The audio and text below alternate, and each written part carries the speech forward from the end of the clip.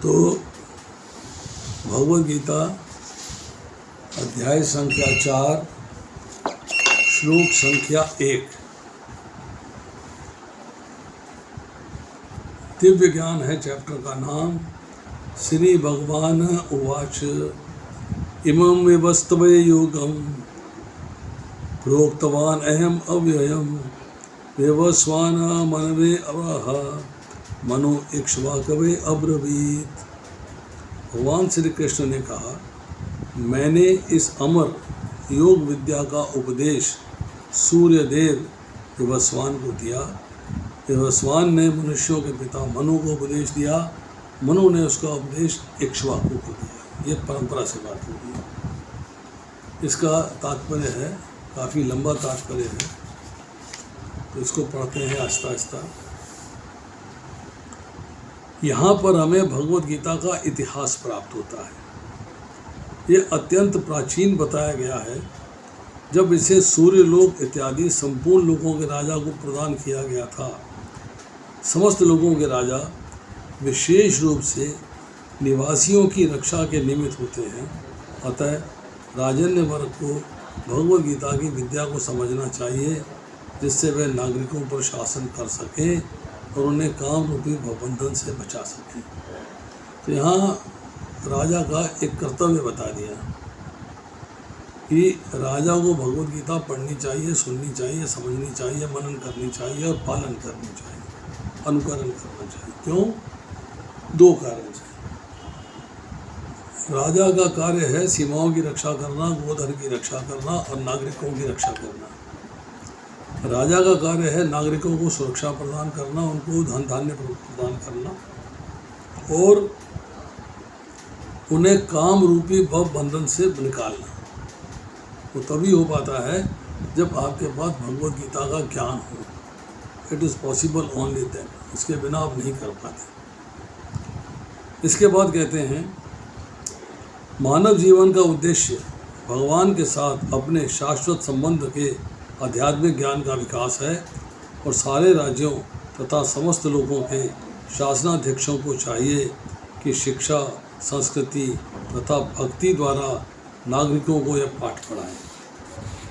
दूसरे शब्दों में सारे राज्य के शासन अध्यक्ष कृष्ण भावनामृत विद्या का प्रचार करने के लिए होती हैं। बड़ी सिंपल सी बातें हैं, तो ज़्यादा डिस्कशन करने वाली नहीं है, जिससे जनता इस महाविद्या का लाभ उठा सके और मनुष्य जीवन के अवसर का लाभ उठाते हुए सफल मार्ग का अनुसरण कर सके। इस कलयुग में सूर्य देव को विवस्वान कहते हैं और वह सूर्य का राजा है और सौर मंडल के अंतर्गत समस्त ग्रहों लोकों का उद्गम है। और ब्रह्म संहिता 5.52 में कहा गया है, यच्चुक्षरेश सविता सकल ग्रहानां राजा समस्त सुर मूर्ति शेष तेजा यस्याज्ञा भ्रमति संभृत काल चक्रो गोविंदमादि पुरुषां तमहं भजामि। ब्रह्मा जी ने कहा, मैं उन भगवान गोविंद की पूजा करता हूँ जो आदि पुरुष हैं और जिनके आदेश से समस्त लोगों का राजा सूर्य प्रभुत शक्ति तथा उष्मा धारण करता है और सूर्य भगवान के नेत्र के तुल्य है और उनकी आज्ञा के अनुसार अपनी कक्षा को तय करता है।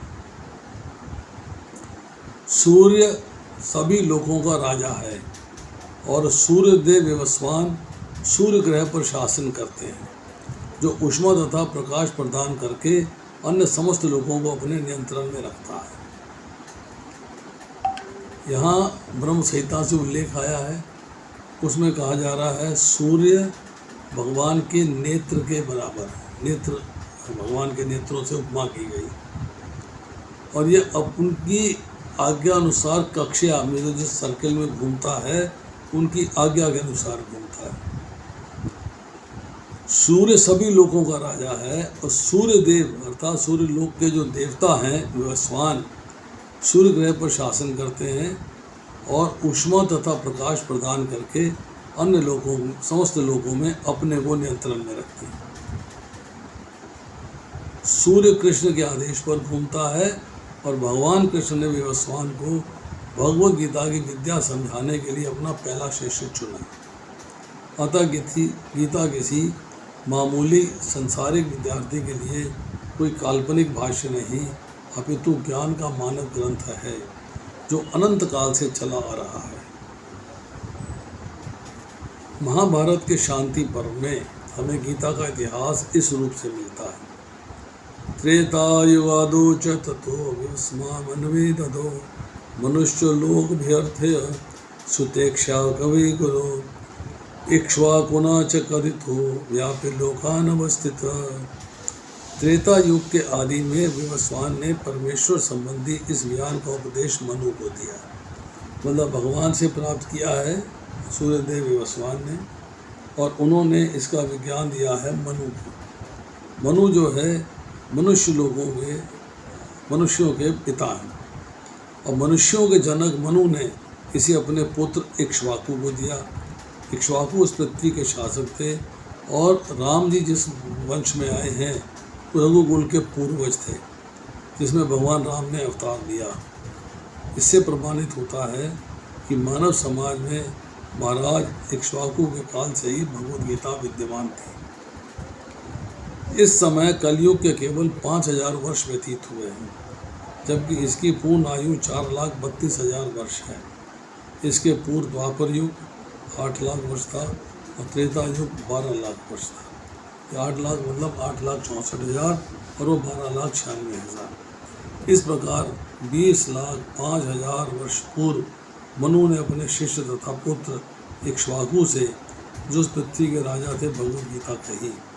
वर्तमान मनु की आयु लगभग 30,53,000 वर्ष अनुमानित की जाती है, जिसमें 12 करोड़ 4 लाख वर्ष व्यतीत हो चुके हैं। ये रीडिंग्स कर लीजिएगा। ये मानते हुए कि मनु के जन्म के पूर्व भगवान ने अपने शिष्य सूर्यदेव विवस्वान को गीता सुनाई। मोटा अनुमान यह है कि गीता कम से कम 12,04,0,0,30 शब्द वर्ष पहले कही गई थी, और मानव समाज में यह 20 लाख वर्षों से विद्यमान रही। इसे भगवान ने लगभग 5,000 वर्ष पूर्व अर्जुन से कहा। गीता के अनुसार ही इसके वक्ता भगवान कृष्ण के कथन के अनुसार गीता का इतिहास का मोटा अनुमान है। सूर्यदेव विवस्वान को इसलिए गीता सुनाई गई क्योंकि वह क्षत्रिय था, और उस समस्त क्षत्रियों का जनक है जो सूर्यवंशी हैं। अतः भगवद गीता वेदों के ही समान है, क्योंकि इसे श्री भगवान ने कहा। अतः यह ज्ञान अपौरुषेय है। अपौरुषेय मीन्स किसी पुरुष द्वारा नहीं दिया गया, भगवान द्वारा दिया गया है। चूँकि वैदिक आदेशों को यथारूप में बिना किसी मानवीय विवेचना के स्वीकार किया जाता है, फलतः गीता को भी किसी संसारिक विवेचना के बिना स्वीकार करना चाहना चाहिए। संसारी तार्किक अपनी अपनी विधि से गीता के विषय में चिंतन कर सकते हैं। थिंक एज यू लाइक, जैसे मर्जी सोचो, जैसे मर्जी प्लान करो, किंतु यथारूप भगवद गीता नहीं है। अतः भगवद गीता को गुरु परंपरा से यथारूप में ग्रहण करना चाहिए।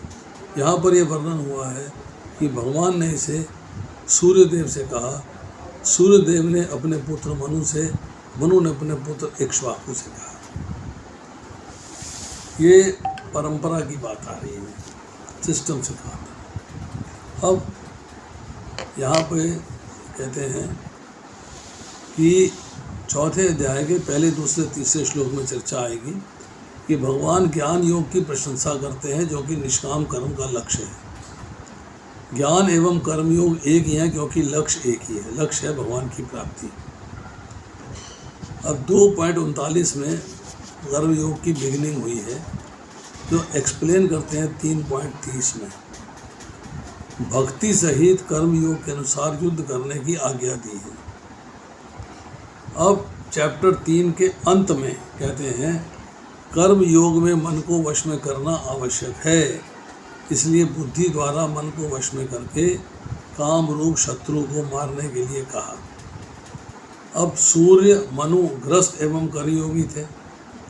अब तीसरे अध्याय के 15वें श्लोक में जब हम इसको जोड़ते हैं तो मुमुक्षुओं की बात हो रही है, मतलब जो भगवान के ज्ञान के अनुसार कार्य करते हैं और ज्ञान को समझते हैं। तो अर्जुन को कर्म करने की आज्ञा दी है। दूसरे अध्याय के 64 श्लोक में कहा है इंद्रियों और मन को वश में करना मुख्य माना गया है। बुद्धि के द्वारा मन एवं इंद्रियों को वश में करना भी कर्मयोग ही है। इसी योग जो 2 एवं 3 अध्याय में चल रहा था, अब भगवान यहाँ कह रहे हैं। अव्ययम का अर्थ है भगवान नित्य हैं, उनका अंश जीवात्मा भी नित्य है, भगवान तथा जीवात्मा का संबंध भी नित्य है।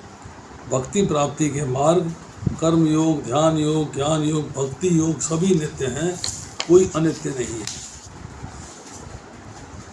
अब जो कर्म योग की नित्यता है, इटर्निटी है, उसकी चर्चा है। सूर्य को उपदेश दिया, क्यों, किस लिए? कि भगवान ने सृष्टि के आरंभ में सूर्य को ही अधिकारी माना, वास्तविक अधिकारी, और उनको जान के उन्हें उपदेश दिया। उसका रीज़न क्या है? जो प्रथम उत्पन्न होता है उसे ही उपदेश दिया जाता है। उसके बाद सूर्य समस्त जगत के नेत्र हैं, उनसे ही समस्त को ज्ञान प्राप्त होता है। जो ज्ञान सूर्य को होगा वो हौले हौले सबको हो जाएगा। अब कर्म योग जो है ग्रस्तों के लिए है। 4 आश्रमों में सबसे इम्पोर्टेंट आश्रम है ग्रस्त आश्रम। सूर्य, मनु, इक्ष्वाकु सारे ग्रस्त थे। सब ने कर्म योग की विद्या को जाना, कामनाओं का नाश किया और भगवान को प्राप्त किया। अब आती है श्लोक संख्या 2। एवं परंपरा प्राप्तम इमं राजऋष्य विदु सह कालेन ये महता योग नष्ट परंतप। परंतप का अर्थ है शत्रुओं का दमन करने वाला। अनुवाद में लिखते हैं शील बहुपाद, इस प्रकार ये परम विज्ञान गुरु परंपरा द्वारा प्राप्त किया गया और राज ऋषियों ने इसे विधि से समझा, किंतु काल क्रम में ये परंपरा छिन्न हो गई, अतः ये विज्ञान यथारूप में लुप्त हो गया। यहाँ स्पष्ट कहा गया है कि गीता विशेष रूप से राज ऋषियों के लिए थी, क्योंकि इसका उपयोग प्रजा के ऊपर शासन करने में करते थे। राज ऋषि का अर्थ है जो राजा भी थे और ऋषि भी थे, उन्हें पूर्ण ज्ञान था, पूर्ण ज्ञान प्राप्त किया था। निश्चय भगवद गीता कभी भी आसुरी पुरुषों के लिए नहीं थी, जिनसे किसी को भी इसका लाभ न मिलता और जो अपनी अपनी सन्मुख के अनुसार विभिन्न प्रकार की विवेचना करते।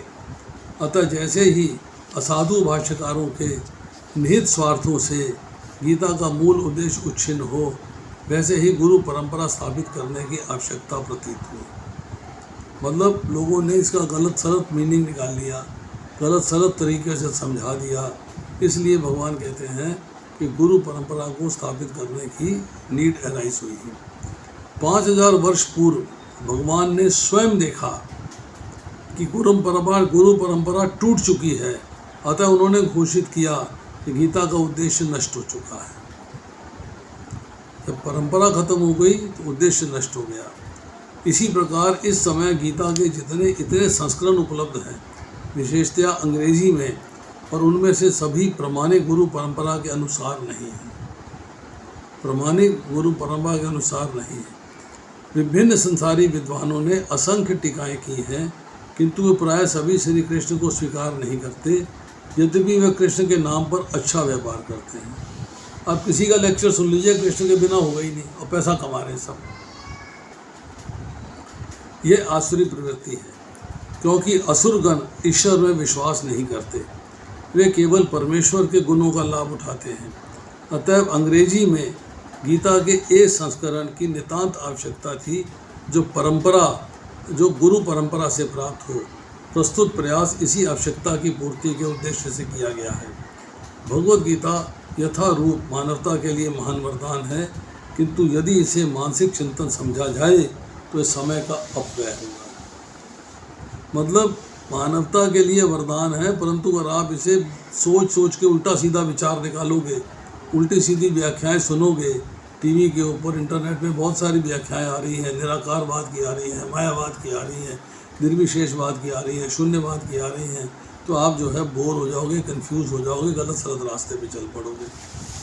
तो इसलिए जो है इससे बच के रहना, इससे ध्यानपूर्वक रहना। अब भगवान कृष्ण ने जैसे यहाँ कहा गया कि परंपरा की पुनर्वृत्ति हो रही है, उसको दोबारा से प्रकट किया जा रहा है, और श्रील प्रभुपाद जो भगवान कृष्ण का एक्चुअल मैसेज है उसको दे रहे हैं Bhagavad Gita as it is में। तो ये जो योग का संप्रदाय था ये समय पाकर नष्ट हो गया। राज ऋषि का अर्थ है राजा जमा ऋषि जिसके पास कृष्णा कॉन्शियसनेस का पूर्ण ज्ञान हो। तो कर्म योग का तत्व लोग राज ऋषि से सीखा करते थे। अव्ययम का अर्थ होता है अविनाशी और नष्ट का मतलब होता है समझने वाले श्रेष्ठ पुरुषों का अभाव हो गया है, सो यह ज्ञान नष्ट हो गया है। नष्ट होने का मतलब है लुप्त हो गया, समाप्त नहीं हुआ। ये ज्ञान जो है लुप्त हो गया है।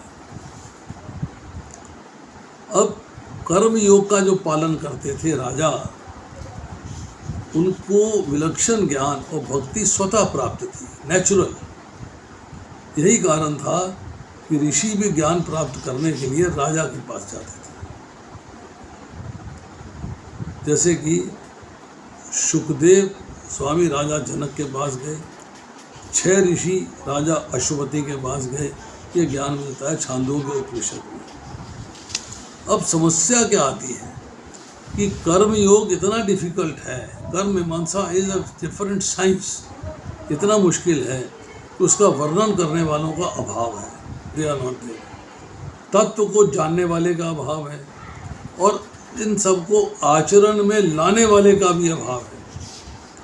अब लोग कृष्ण को स्वीकार नहीं करते परंतु उनके नाम पर व्यापार चलाते हैं। प्रभुपाद लिखते हैं उनके नाम पर व्यापार चलाते हैं। अब आती है श्लोक संख्या 3।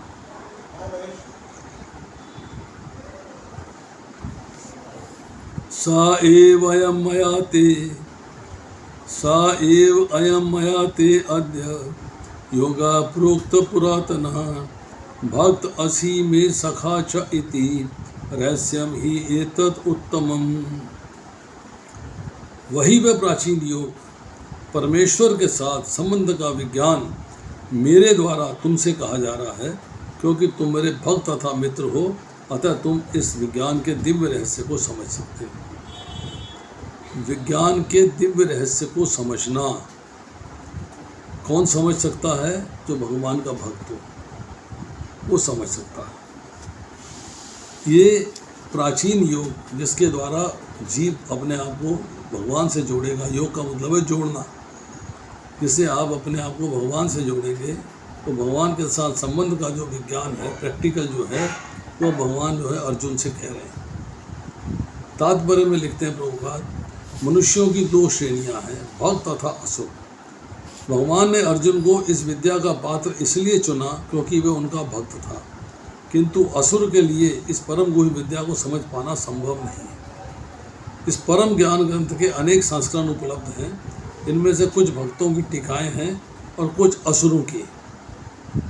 जो टीकाएं भक्तों द्वारा की गई हैं वे वास्तविक हैं, किंतु जो असुरों द्वारा की गई हैं वे व्यर्थ हैं। अर्जुन श्री कृष्ण को भगवान के रूप में मानता है, अतः जो गीता भाष्य अर्जुन के पद चिन्हों का अनुसरण करते हुए किया गया है वह इस परम विद्या के पक्ष में वास्तविक सेवा है। अर्जुन के पद चिन्हों का अनुसरण करते हुए, किंतु असुर भगवान कृष्ण को उस रूप में नहीं मानते। वे कृष्ण के विषय में तरह तरह की मनगढ़ंत बातें करते हैं और वे कृष्ण के उपदेश मार्ग से सामान्य जनता को गुमराह करते रहते हैं। ऐसे कुमार्गों से बचने के लिए चेतावनी है, मनुष्य को चाहिए कि अर्जुन की परंपरा का अनुसरण करे और श्रीमद् भगवद गीता के इस परम विज्ञान से लाभान्वित हो। ये जो है तीसरे श्लोक के अंदर चर्चा की गई है कि अर्जुन सखा भक्त तो पुराने हैं, सखा बचपन से सखा मानता है भगवान को, पुराना है, परंतु दास्य भक्त नए हैं। मैं आपकी शरणागत हूँ, मैं आपका शिष्य हूँ। दास्य भक्त जो है नए। जो ज्ञान अब सखा को नहीं दे सकते वह भक्त को दिया जा सकता है। भगवान द्वारा दिया गया वैभव को अपना मानते हैं, परंतु भगवान को अपना नहीं मानते। ये आज के लोगों की समस्या है। ऑपुलेंस हो गई है, वैभव मिल गया है, वो अपना है, मैंने पैदा किया, भगवान को नहीं मानते। कर्म अपने लिए करना है या संसार के लिए करना है, पर कर्म योग भगवान के लिए है, कर्म योग अपने लिए नहीं है। कर्म योग भी एक उत्तम रहस्य है। कर्मों से जीव बनता है और कर्मों से ही जीव छूटता है। आपने इस खंबे के साथ पशु को बांध दिया, इस खंबे से नहीं खोल पाओगे, इसी खंबे में आना पड़ेगा। तो इसी भौतिक संसार में रहते हुए आप बंधन में बंधे थे, इसी भौतिक संसार में रहते हुए आप बंधन से मुक्त हो गए। शुभ कर्म करते हैं तो अनुकूल स्थिति आती है, अशुभ कर्म करते हैं तो प्रतिकूल स्थिति आती है। तो इन दोनों से संबंध जोड़ना मूर्खता है। कर्मों का फल तो मिलेगा ही, परंतु मूर्खता को तो रोका जा सकता है, उसको तो आप स्टॉप कर सकते हो, रोक सकते हो। तो आज जो है हम 3 ही श्लोक करेंगे, जो अगली बार नया प्रकरण शुरू होगा। अर्जुन ने प्रश्न पूछे हैं, इसके ऊपर चर्चा करेंगे। चौथा, 5वां और 6ठा, अगर 3 श्लोक कर लें अगली बार तो बहुत लंबे लंबे परपट्स हैं इनके। तो आज यही समाप्त करते हैं। किसी का कोई प्रश्न है तो पूछ सकता है। One is most welcome to ask. बताइए। यस माता जी, पूछिए। कि असुरगण ईश्वर में विश्वास नहीं करते, वे केवल परमेश्वर के गुणों का लाभ उठाते हैं। प्रभु जी, ये तो समझ में आया कि असुरगण ईश्वर में विश्वास नहीं करते, वो परमेश्वर के गुणों का लाभ उठाते हैं। इसका क्या मतलब है प्रभु जी? आप कौन से श्लोक की? प्रभु जी, दूसरे श्लोक की लास्ट लाइन से ऊपर से 3रा लाइन परपट की। किंतु प्रायः सभी कृष्ण को स्वीकार नहीं करते, किंतु वे कृष्ण के नाम पर आसुरी व्यापार चलाते हैं, अच्छा व्यापार चलाते हैं। नहीं प्रभु जी, ये आसुरी प्रवृत्ति है, क्योंकि असुरगण ईश्वर में विश्वास नहीं करते, वे केवल परमेश्वर के गुणों का लाभ उठाते हैं जी। देखिए, हम आज के असुरों की बात कर रहे हैं। आज असुर कौन है, पहले इस बात को समझिए।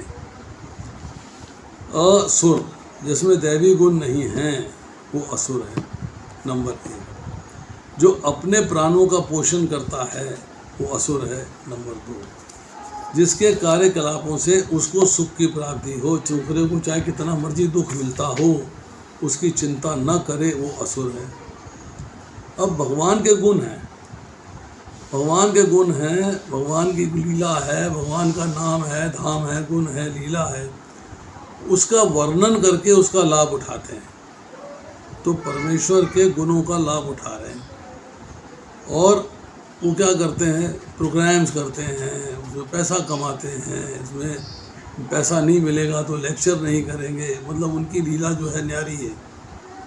उनको हर हालत में भगवान की कथा करके धन को उपलब्ध करना है, बस धन कमाना है। तो यहाँ जो है परमेश्वर के गुणों का लाभ उठाते हैं, परंतु ईश्वर में विश्वास नहीं करते। ईश्वर में विश्वास क्यों नहीं करते? कि अगर ईश्वर में विश्वास करें तो कर्म योग में जाएं तो बोले कि ये सब जो है आप अपनी इच्छा की पूर्ति के लिए कर रहे हो, अपने धन कमाने के लिए कर रहे हो, अपनी इंद्र तृप्ति के लिए कर रहे हो, तो वो कार्य ठीक नहीं है, वो आसुरी गुण है। मैं आपको एक छोटा सा एग्जांपल देता हूँ। मेरे को आज से कोई 6 महीना पहले वृंदावन में जाकर और कृष्णा वैभव में ठहरने का चांस मिला। बहुत सारी ऐसी गेस्ट हाउस हैं, बहुत सारी धर्मशालाएं हैं। उन धर्मशालाओं को बनवाया है लाला लोगों ने। वहाँ आपको 800 रुपये में कमरा, 900 रुपये में कमरा मिल जाता है। एयर कंडीशन रूम 800-900 में मिल जाता है। वो फिलैंथ्रोपिक एक्टिविटी है। उसमें जो है, जो कार्य किया है लाला लोगों ने, वो पब्लिक के आनंद के लिए किया है। हो सकता है उसमें अपने लिए कुछ कमाई भी करते हो, मैं नहीं कह रहा नहीं करते होंगे। मैं कृष्णा वैभव में जाके रुका। एक दिन का किराया था 4400 रुपया, 4400।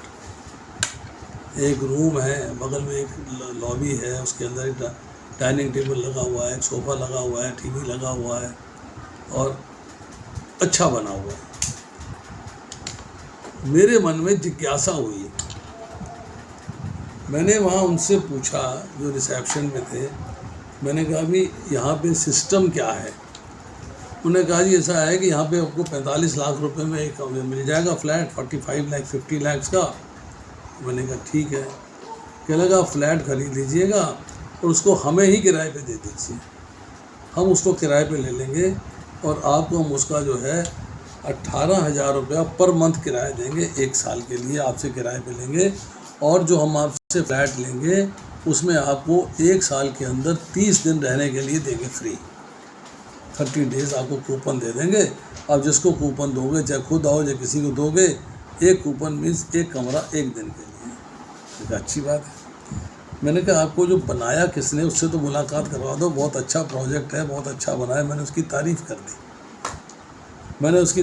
दी, मैंने कहा जिसने बनाया है बहुत अच्छा बनाया है, इट इज़ वेरी गुड।